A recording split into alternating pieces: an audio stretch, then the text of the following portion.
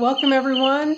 So glad to be here with Roger again and our friend Jillian, who's going to talk to us this hour. Has some great, interesting things to say.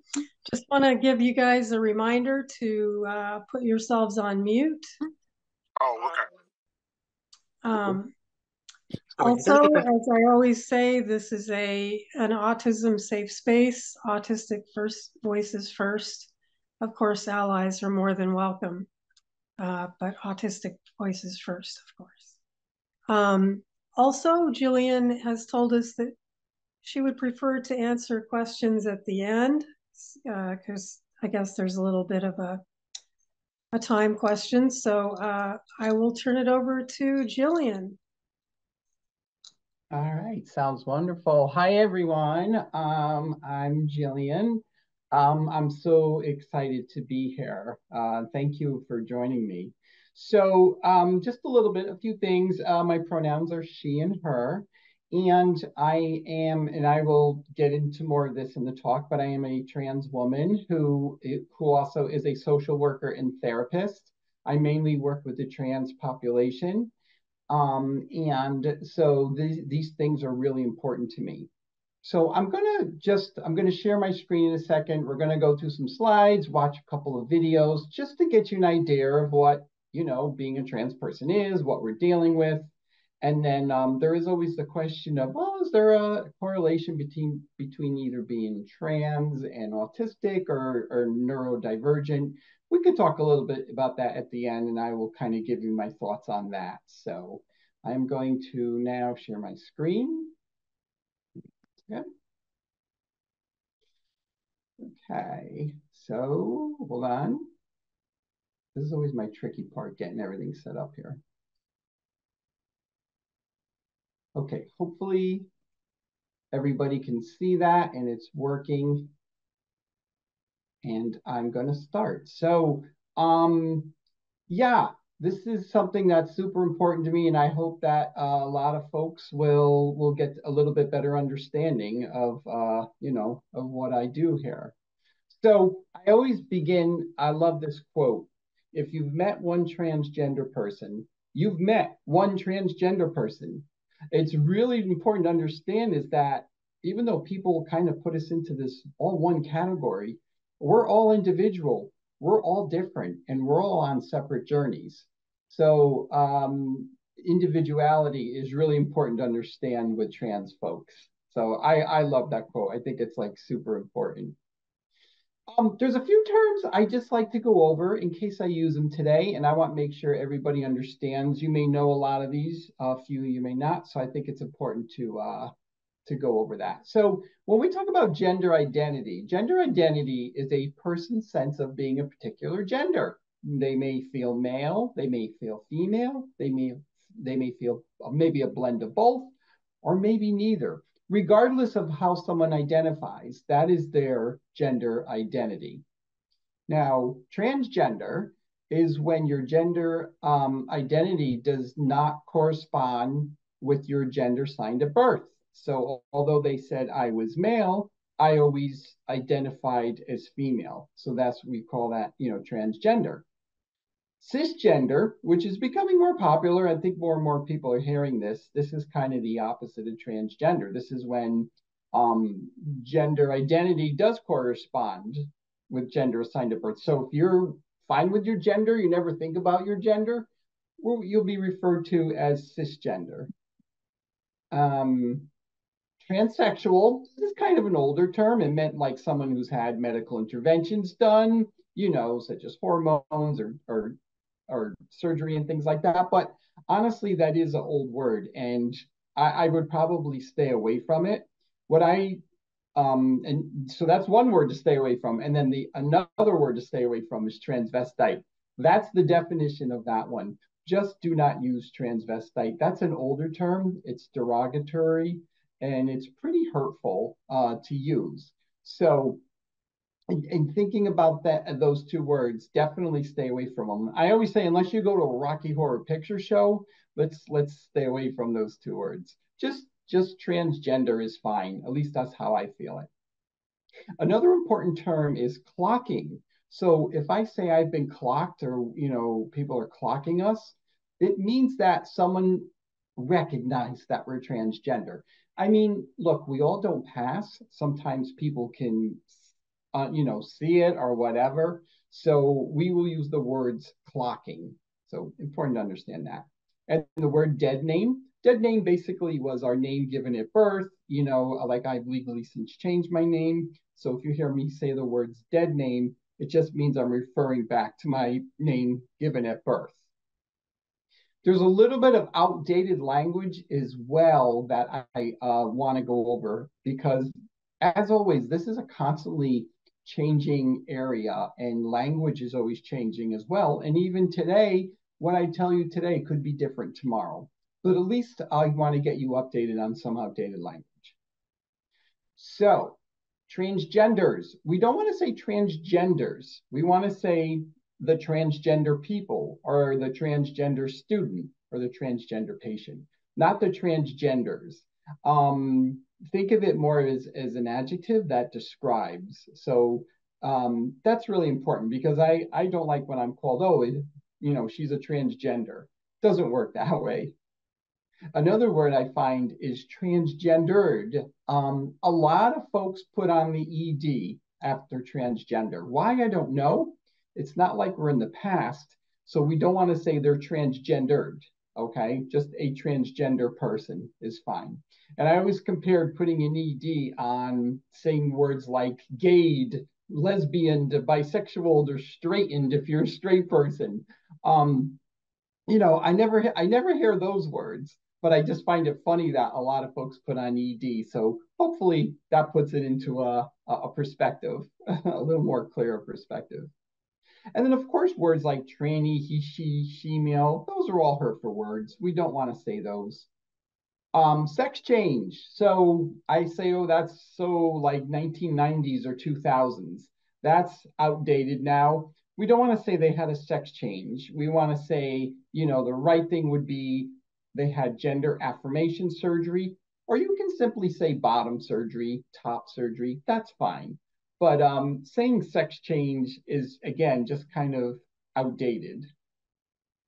And words like transformation, changing, becoming, turning into a girl or a boy, or even transgendering, all these words are incorrect. When you know someone who is doing this, the real words you only need to know, they are transitioning or they have transitioned. That's all. We're not turning into something or changing into something. We're transitioning or transitioned. So that's really important. That term really important to know. This is the latest change, I would say. We would say, well, their biological sex was male or female, but now I guess the updated version is gender assigned at birth. So if you're talking about someone, say, well, were they born male, female? You say, well, their gender assigned at birth was male or female. So that's, again, really a more updated term that's being used, especially in the medical community and mental health community. Important to understand, physical attraction and gender are totally different. Who you are attracted to does not determine your gender. So if I'm attracted to a man that doesn't necessarily, or a woman, that's not saying my gender. That's just saying who we're attracted to. So I always put it in this way. We hear LGBT, those letters are always grouped together. But if you break it down a little bit, LGB, lesbian, gay, bisexual, refers to sexual attraction or sexuality, only sexual attraction. And the T only refers to gender. And it has absolutely nothing to do with who you are attracted to. So really important to understand those are two different. A lot of times someone will, transition from male to female or female to male, but they're still attracted to the same person. Who they're attracted to doesn't change. So that's pretty important to understand. Okay, now pronouns. I think we've been hearing a lot about pronouns. This has become a hot topic. It's become political. They weaponize all this. I really don't understand why. But I will say a few things about pronouns. Pronouns are super, super important. You want to be an ally, you want to support the community. Using proper pronouns are super important. A pronoun basically, accurately and inclusively reflect a person's gender identity or expression. I can't stress enough, if someone tells you, my pronouns are she, her, they, them, whatever it is, it's super important you respect that, and if you're unsure, you ask. And I'll tell you this, using a chosen pronoun, again, is the best way you can support somebody. It goes such a long way. I see this a lot with parents and children, but basically with everybody. If someone mispronouns me, it really hurts and it really makes me sad. So super important. And now look, I know we're not perfect. I'm not perfect. If you were to make a mistake, you can either say sorry, oh, I'm sorry, or thank you, I'll do better next time. But definitely it's okay to make mistakes. Like I said, I make mistakes with people's pronouns sometimes, but it's okay. You just say thank you and then you move on. You don't want to make a big deal of it. You don't want to bring a lot of attention to it. Just say that and then move on. So super important, with pronouns. And then, this seems to be, people get caught up a lot on the they, them, their pronouns. Usually folks who are non-binary, gender fluid, gender not conforming, gender queer. A lot of times people just don't relate to, feminine or masculine identity. Some folks feel they're in the middle or feel they're neither. And so really there are neo-pronouns like they, their, there's a bunch of other pronouns, but I'm just going with the more popular ones, I guess you could say. But the they, their, and them are really, really important. Everyone kind of thinks of them as plural, not singular. But honestly, it takes a little practice, but practice, you'll get it down. And if you're really uncomfortable doing that, then just use their name. You can always just refer to their name instead of saying they, them. And actually, you use they, them, and their as singular a lot of times, and you're probably not even aware of it. So I love this example here. I have this parachute guy, right? Say you're on the ground, or this parachute person, say you're on the ground and you see this person parachuting down, and all of a sudden his parachute gets tangled and he's, and they're in trouble and they start falling. Chances are you're going to look up and say, oh my gosh, that person's in trouble. They need help. Can someone go help them? Where are they? It's nobody thinks of that. And it's just simple to use the they, their, them pronouns as singular. So again, it's super important. If not using that really, really kind of gets into your soul when you're use the wrong pronoun or misgendered like that. So if you use the incorrect pronouns, it really hurts and lingers for a long time. I'm telling you, not only through my clients that I see, but I'm telling you, personally, as a trans person, it really, really, sometimes I can shake it off in an hour. Sometimes it takes days. Sometimes it takes weeks. But when I'm when I'm misgendered or called he, it really hurts. It really does hurt. And it also compromises safety. I mean, maybe someone, maybe nobody knows they're trans, and then you use a pronoun. You're kind of outing folks to other people, and we never know who's in earshot. We never know who is, doesn't like trans people or transphobic. So it's really important. And again, it fuels a lot of depression and anxiety using pronouns. So, like I said, I could do a whole talk on pronouns, but this is super important to really understand how important it is and to be very sensitive of pronouns, regardless of what you hear from a lot of folks out there. It is super important.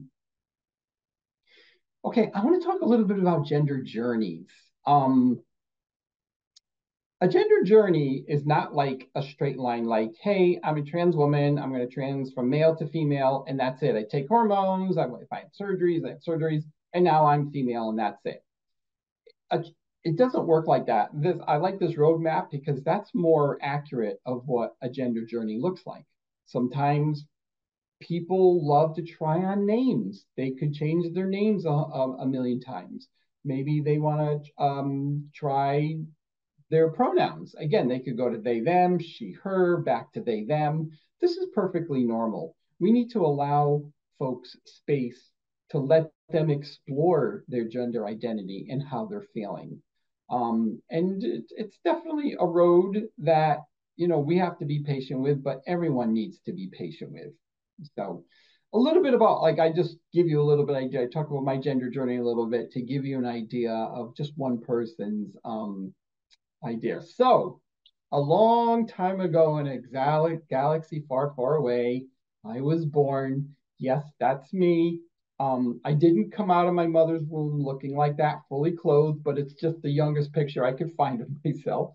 Because we didn't have phones and stuff. We took pictures and had to get them developed, and they're hard to find.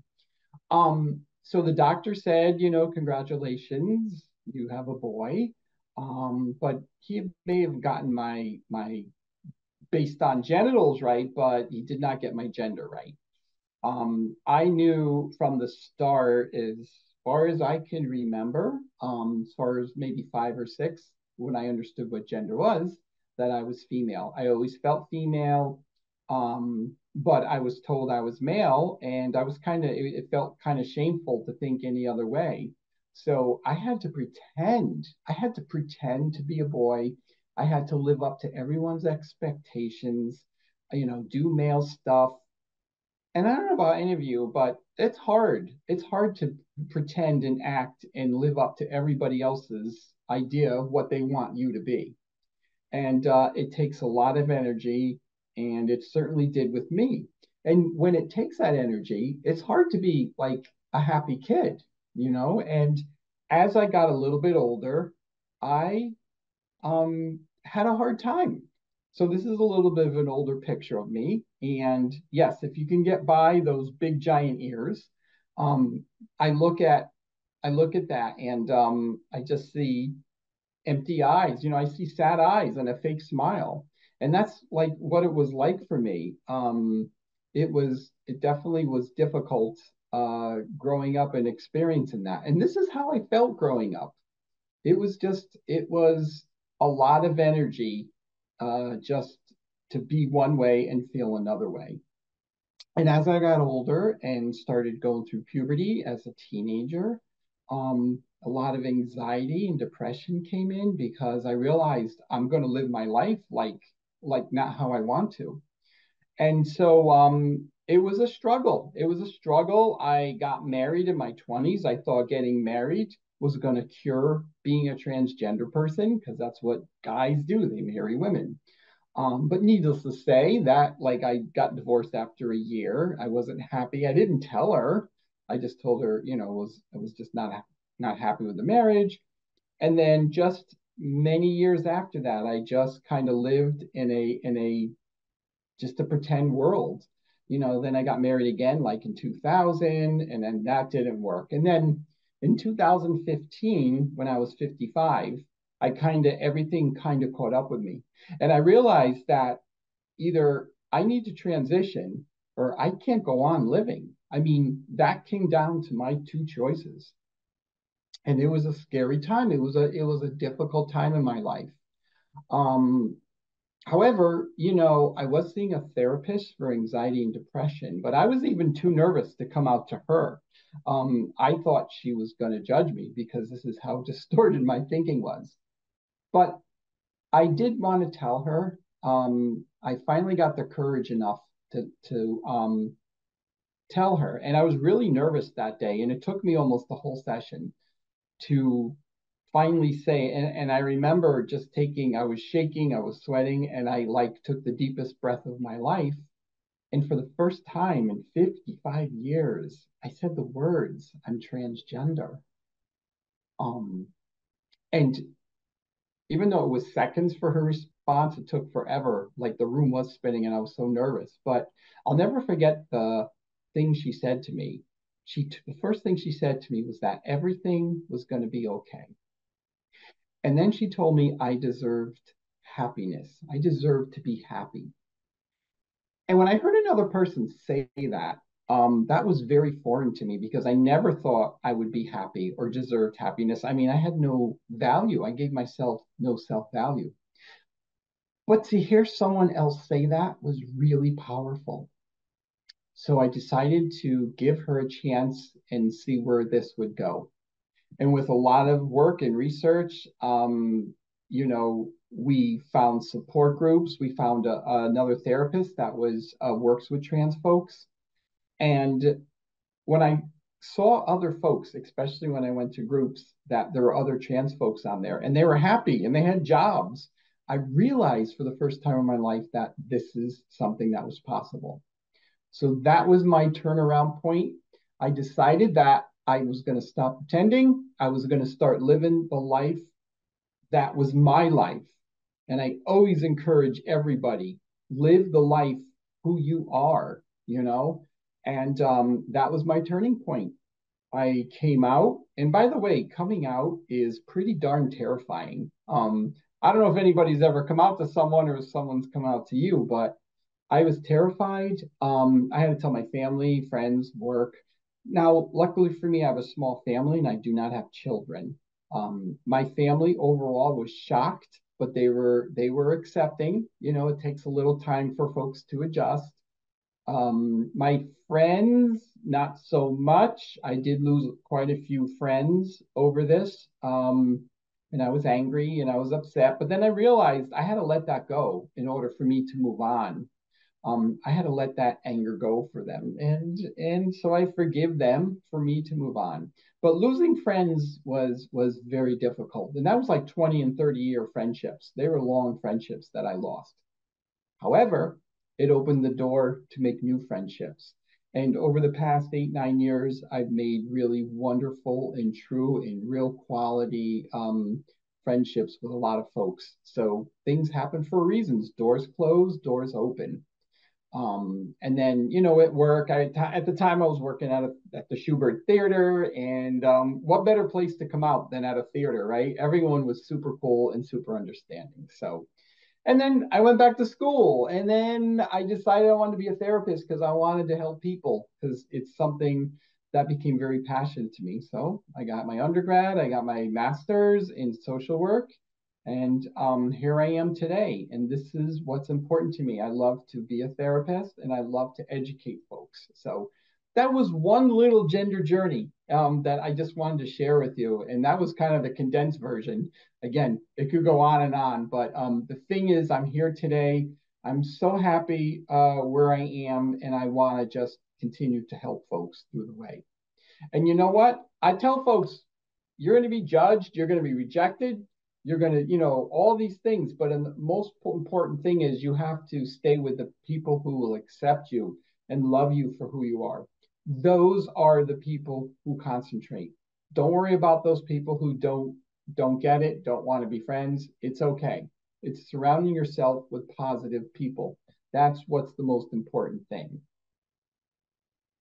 Challenges, no doubt. I'm not sugarcoating this. Yeah, being a trans person is definitely challenging, but it's also rewarding. There's so many rewards that happen through this.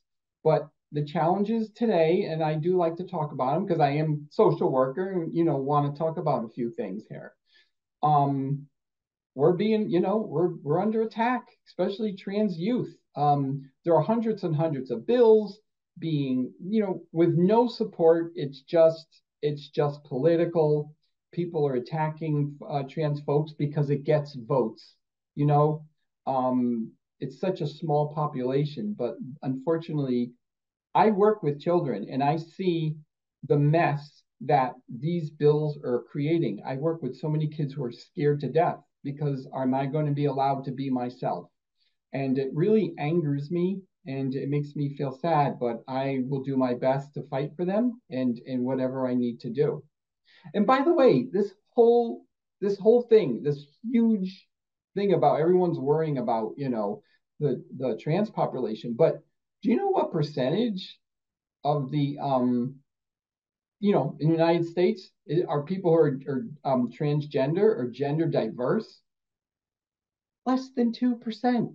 This is what the hoopla is all about. It's such a tiny community that lawmakers are spending so much time on, not gun violence and not healthcare and, you know, not all these crises. They spend more time on going after trans folks. So anyway, I always like to point that out because most people don't realize that. And then you hear gender affirming care. Well, actually, what is gender affirming care that we hear about? Well, I just want to go over it again, a quick little overview. You know, you have hormonal transition. So folks who go on like estrogen or testosterone, or we hear a lot about hormone blockers. Like people are saying it's such a terrible thing. So someone will put, say, a child or an older child who starts puberty, someone will put them on hormone blockers. And all that does is just stall puberty until that child, maybe it gives them a little time to figure things out. And this is really life-saving medicine. I've worked with so many folks. I interned at the Yale Gender Program for 2 years, and I saw what hormone blockers do. They save lives. They're not castrating anybody. You know, the words they come up with. This is so important. I've seen kids go from suicidal ideations to happiness. And by the way, they've been used for years. Puberty blockers have been used for years for kids who go into precocious puberty or early puberty, but no one is putting any kids on any chemicals before puberty. So I really want to point that out. So puberty blockers, estrogen, testosterone, which is usually distributed a little later on, are all life-saving medicines. That's the hormonal transition. Then you have the surgical transition. Yes, you know, bottom surgery, top surgery, all that. Most doctors, 99.9% of doctors won't touch anyone until they're 18. So when you hear they're doing surgeries on kids, that's straight out lies. There are no doctors who will do any kind of gender affirming care on, say, a child, you know, below, you know, like young children. Now, there are mastectomies done, like a lot of trans males who are experiencing a lot of dysphoria from their chests, which I've seen suicidal, you know, dysphoria. There could be top surgeries as early as maybe 15 or 16. I've seen that, but there are nobody's doing any bottom surgeries on anyone, usually before 18. There's a few exceptions, maybe 16. But I really want to point that out because you put on any conservative show, that's what they say is going on, and there's not a report you can find about that. And more importantly, especially with younger folks, is the social transition. Now that's anywhere from using proper pronouns or a chosen name, or simply letting them dress the way they want. Let them gender, you know, their expression by clothes or whatever.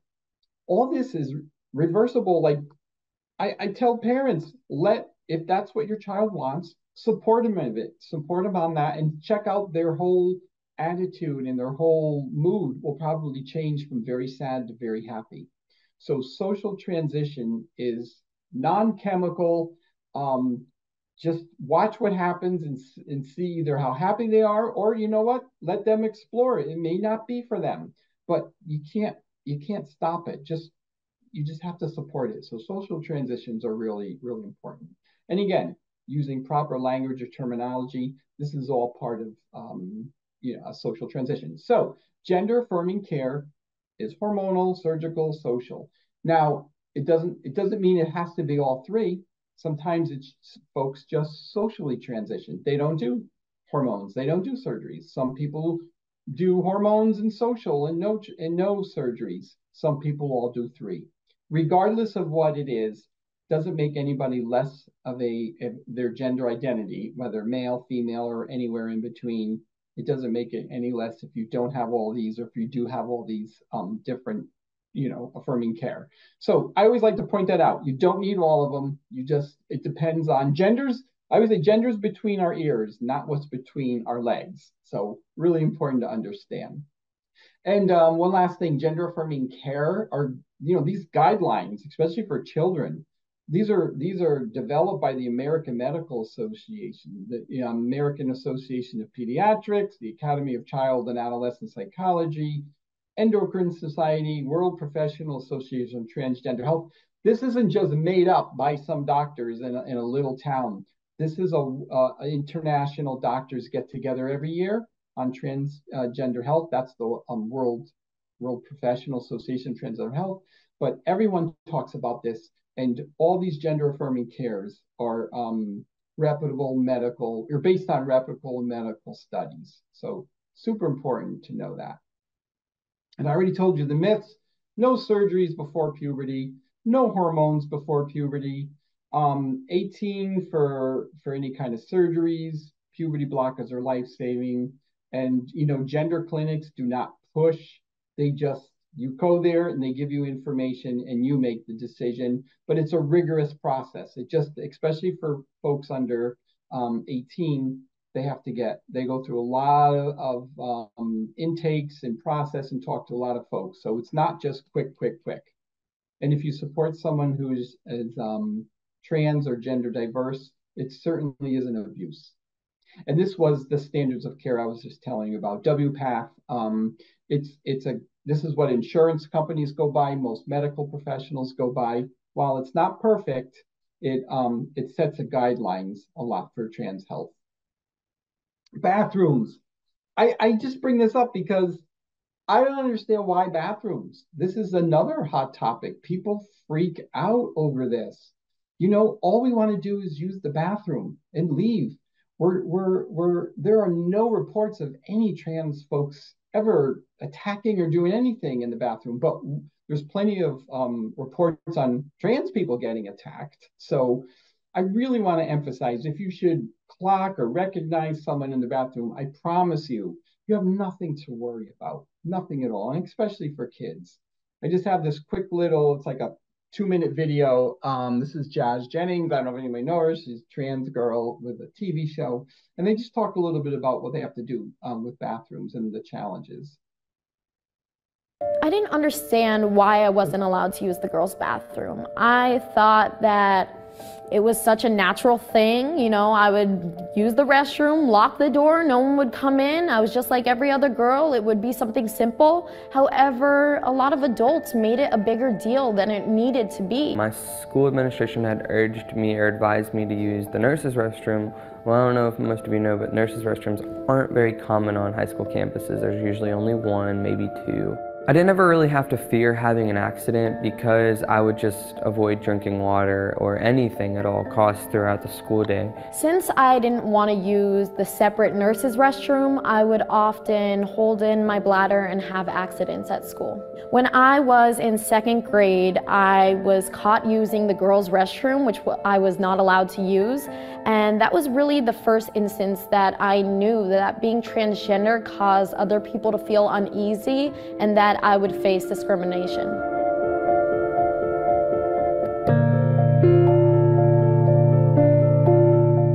It's really difficult to be that young and try to get your point across, especially with such a huge thing like saying I'm transgender at 5 years old or saying I'm a girl when you're perceived as a boy.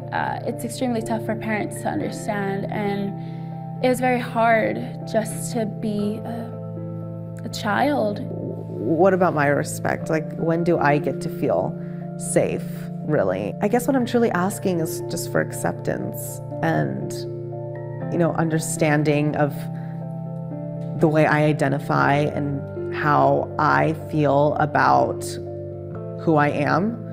It shouldn't be this intense, but it is.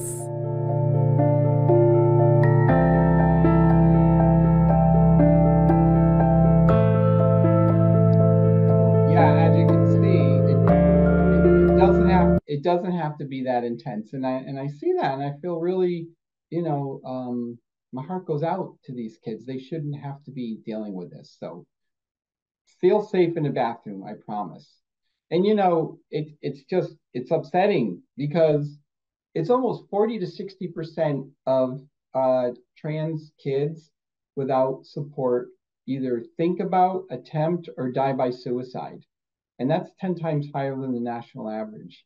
And this is what's happening, with people going after trans kids in their healthcare. This is just horrible things.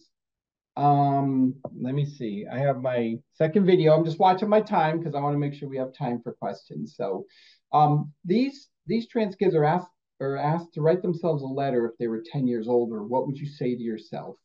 And these aren't necessarily, they have the best support. So check it out. Dear 29-year-old Morgan. Dear 28-year-old AJ. Dear 22-year-old Charlie. You probably look and sound very different right now. One thing you always need to remember is to stay positive. Just do what makes you happy. Really hope you found a job and a place to stay. I'm still performing, making art, making work that I'm proud of. And not be a bum, please. And not compromising on my values. I hope you're in a good place, because honestly, I can't wait until I'm 27 and I'm done with all this teenager garbage. And Dear 29-year-old Quinn. Dear 29-year-old Catherine. Dear 28-year-old Lucy. I hope that your father has come around and is very, very supportive of you. Will you ever get there to the point where you're real and everywhere in the hearts of your parents, in the hearts of yourself? Just be happy, please, because I'm miserable right now. I just wanted to let you know that you're awesome and I love you. And I hope that you can look in the mirror and finally be happy with who you are and have people who are happy with who you are too.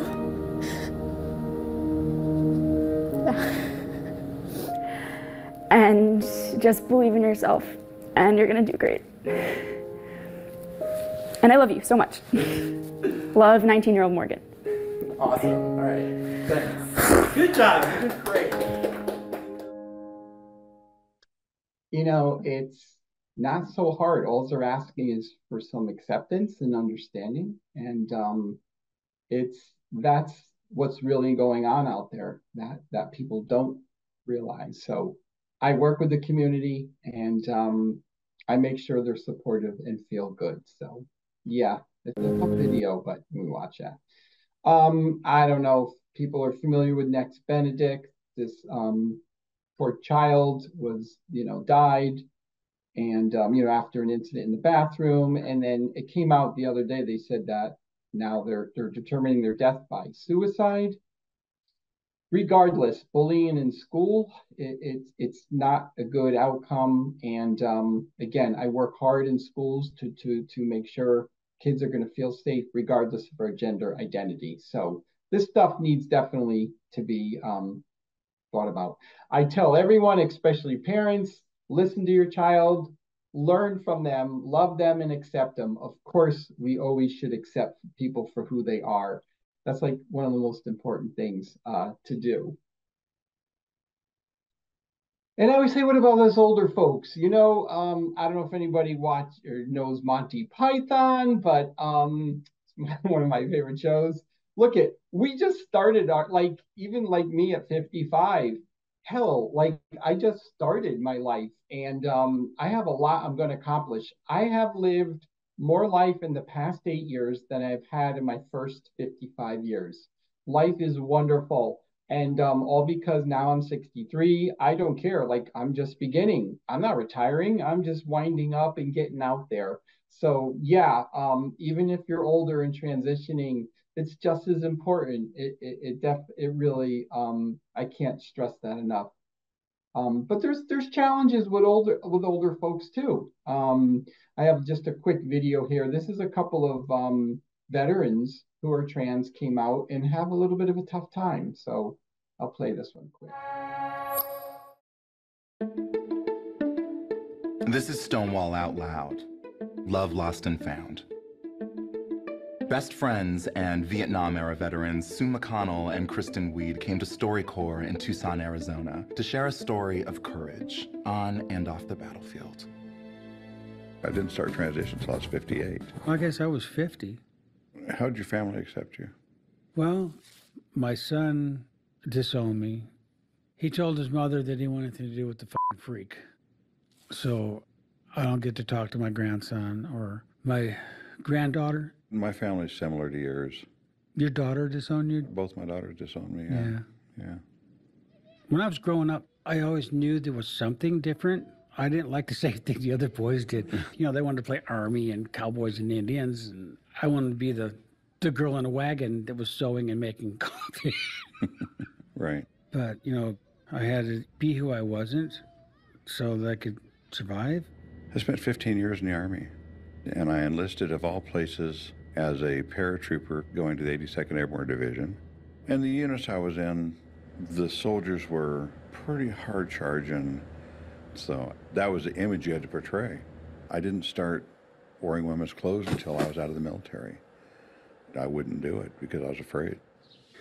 But then we met at the Transgender Support Group. Yeah, the VA support group. And we started joking and then just like nitpicking at each other and stuff. And people said, well, you guys really are sisters. We do sit around and talk a lot. We would sit in Denny's for coffee at like 2 o'clock in the afternoon and it'd be dark. And leave there at 10 o'clock at night. 10 o'clock at night. The servers all know us, the managers know us. She flirts with all the waitresses. Me? Yes, you do. We get 20% military discount. Yes, we do. You know, it hurts to have lost my daughters, but I found out love is not a two-way street. Love's not unconditional. It is for some of us. You're always there for me. There's never a doubt or a question as to whether you would be or not. You are my sister. I'm glad of it. Do you know your... Anyway, I just played that video because, you know, being trans or whatever, the whole population, it's across the whole age spectrum. And it's definitely, again, people I think have misconceptions, but in the end, we're just all human beings with feelings. So really important to understand. So, you know, as I start wrapping things up, I want to end things on up notes, gender joy. Gender joy is a magnificent and wonderful thing. Gender joy can be as little as being called your chosen name or used the right pronoun or looking at how you look or a piece of clothing. You know, it comes in so many different ways, having friends that you want to have. So, you know, there are a lot of challenges, as I said earlier, but there's a lot of gender joy. And having folks around you, allies, are the most important thing. And that's what I love to show people, like, we need you as our ally. It's really, really important for that. And again, I went from a very depressed, like I hated life, I was sad. After I transitioned, I went from a introverted, quiet person to a very public speaker. I went back to school, graduated, and I even wrote a book. I wrote this, yeah, my shameless plug. I wrote this book during the pandemic, and I'm not a writer. I'm like, I thought I've never wrote, but it came from my heart, and I found a publisher who published it. And so I did, I mean, within the span of a few years, I graduated book, and I'm not boasting it. I'm just saying it to all and everyone out there. If you be who you are, right, and love who you are, there's no stopping you, and you can do anything. Your confidence, you're going to make mistakes, but that's how we learn. Don't like beat yourself up if you make mistakes, and who cares what other people think? That's like the whole point of this. And there's so many other folks, you know, who went on, politicians and all kinds of trans women and men who've gone on. So there's a lot of good stuff here. I don't know if I have time. I guess I'll do this. This is such a good video. Again, it's only a 3-minute video. These are parents who are supportive of their kids, and I want you to see the difference with this. Ready? Take a deep breath. Sit up. Even if it doesn't feel true, remember that's what an affirmation is. We say something because we want to work on feeling good about ourselves, okay?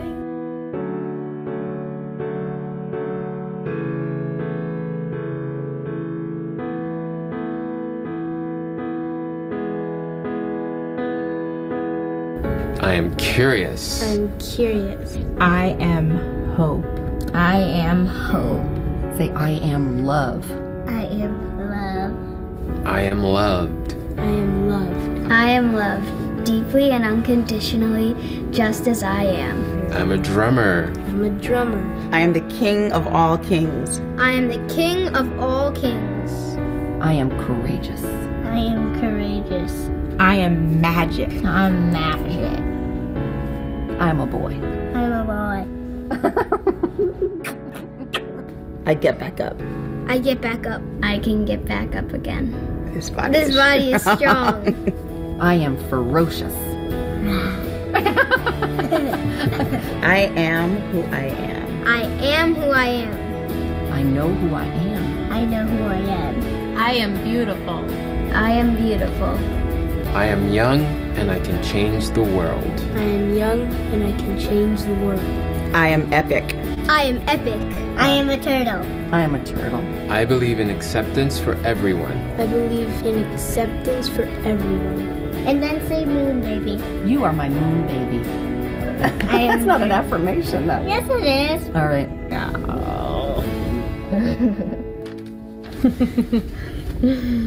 You did good. Wait, does snakes celebrate their birthday? So there you have it. Big difference, huh? Support, having allies. I can't stress it enough. So that's what I hope I'm getting across today, is Ready? Take a deep breath. Is doing that.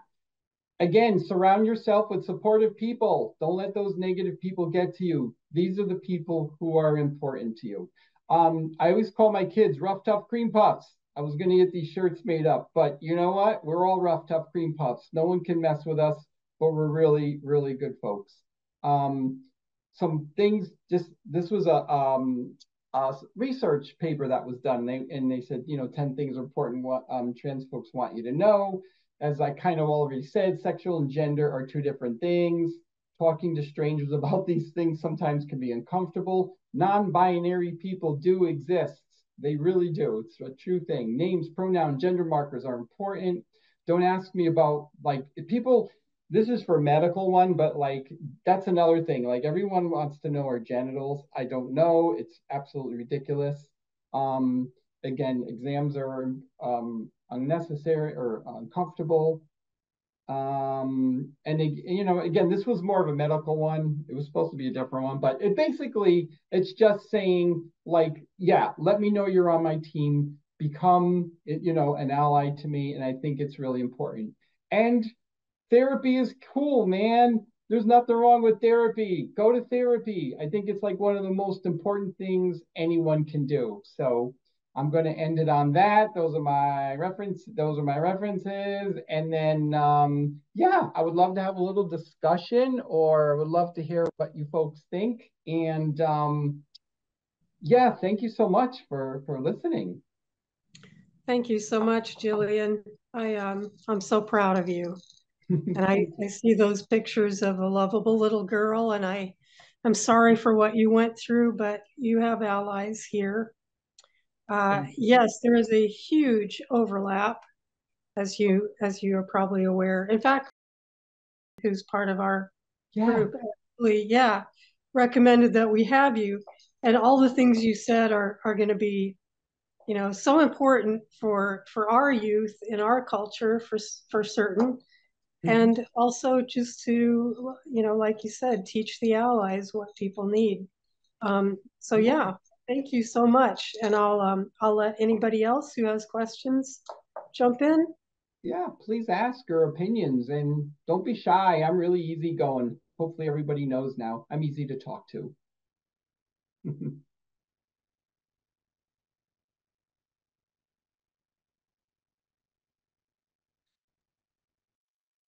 good. Now we can unmute ourselves.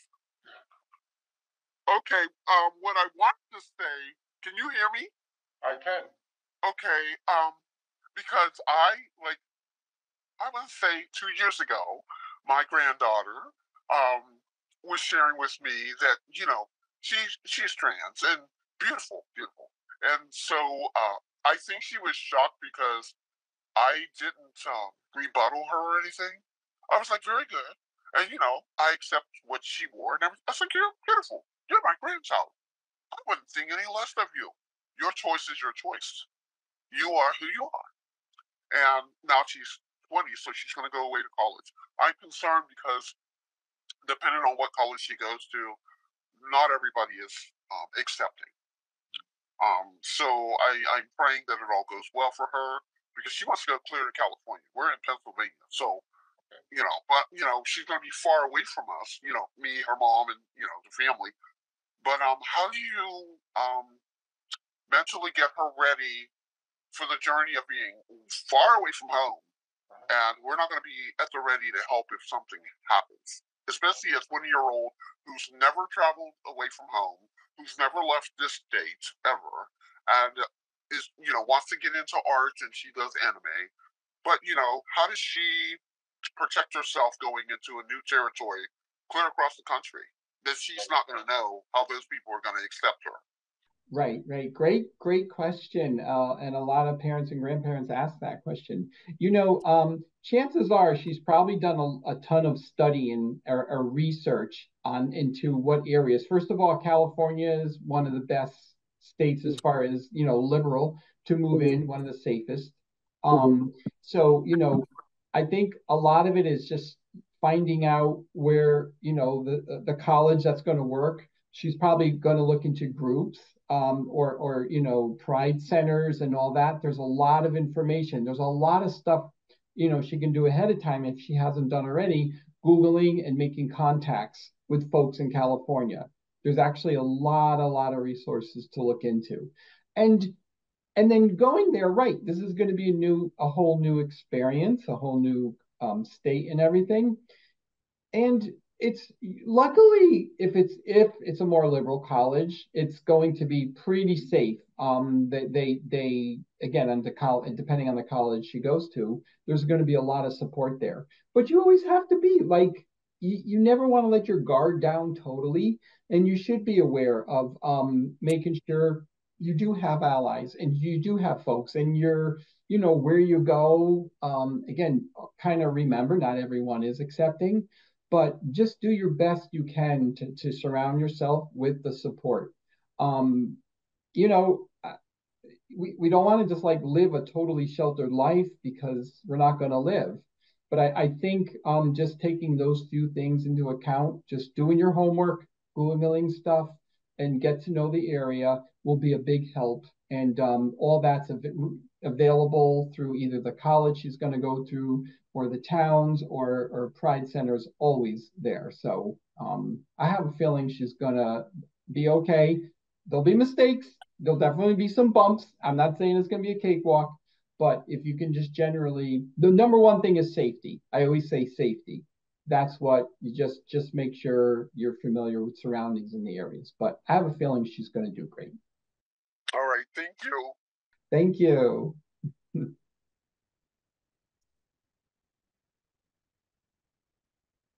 Anyone else? I have a question. I was wondering, what is your opinion about the connection between gender identity and autism? Yeah, great question. And I was going to bring that up. So, there are a lot of studies that are being done or have been done, and talking about, is there a correlation between being autistic or neurodivergent or whatever and being trans?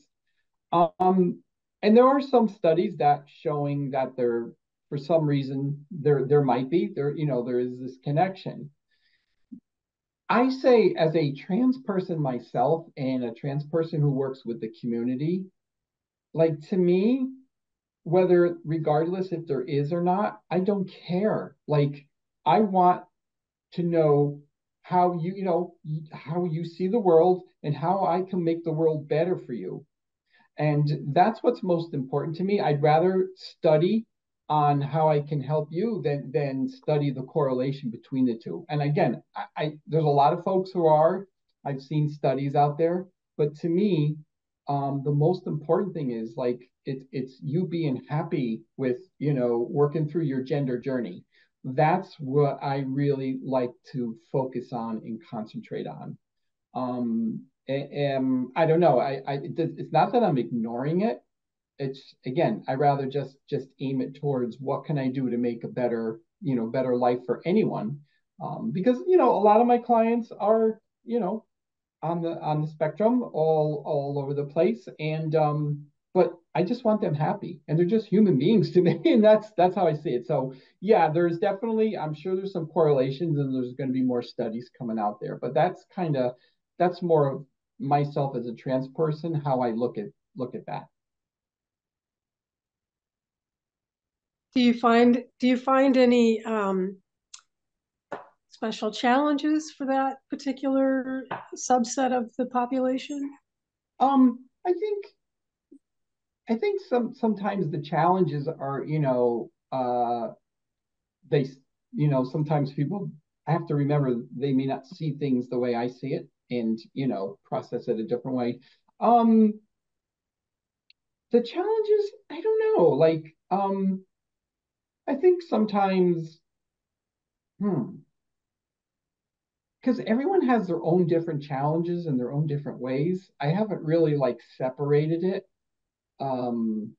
But I guess the only thing would be communication, maybe a little bit different. Like when I say, well, you have to go out and do this, and so it might be a little bit more of a challenge of communicating in different ways. But I honestly haven't felt really any other challenges much different, just in different ways, but no more than someone who isn't autistic.